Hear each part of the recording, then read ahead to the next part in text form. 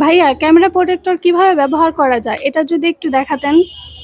হ্যাঁ, camera protector কিভাবে ব্যবহার করা যায় আমাদের ভিডিওতে এক ভাই আমাদের রিকোয়েস্ট করেছেন, যার জন্য আমরা চেষ্টা করব যে কিভাবে আসলে ব্যবহার করা যায় বা খুলে দেখানো যায়। আমরা একটু দেখাচ্ছি।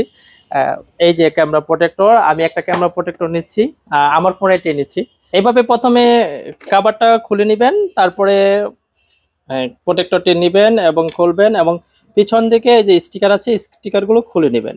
একটা স্টিকার ফালাই দিলাম, দুইটা ফালাই দিলাম, এবং তিনটা ফালাই দিলাম। একটু খেয়াল রাখবেন এখানে যাতে কোনো ধুলাবালি ময়লা না আটকে। হ্যাঁ, এরপরে এটা জাস্ট ধরবেন, এইভাবে এভাবে লাগাবেন, একটু হালকা চাপ দিলেই হবে।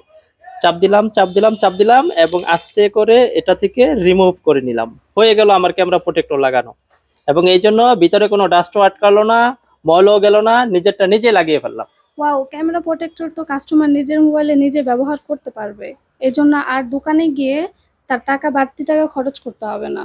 হ্যাঁ, বিষয়টা তো তাই। আপনি যদি এই প্রোটেক্টর গুলো আপনি নিজেই অর্ডার করেন এবং নিজেরটা নিজেই লাগাতে পারবেন, এই জন্য আপনাকে বাড়তি কোনো খরচ করতে হবে না। একদমই সহজ, সিম্পল। যে কোনো একটা প্রোডাক্ট অর্ডার দিলে এর সাথে এই প্রোডাক্টটা যদি নেন, আপনি প্রোডাক্টটা সহজেই পেয়ে যাবেন, সহজেই লাগাতে পারবেন, এবং একদম ঝকঝকে তকতকে ক্যামেরার ছবিও আসবে।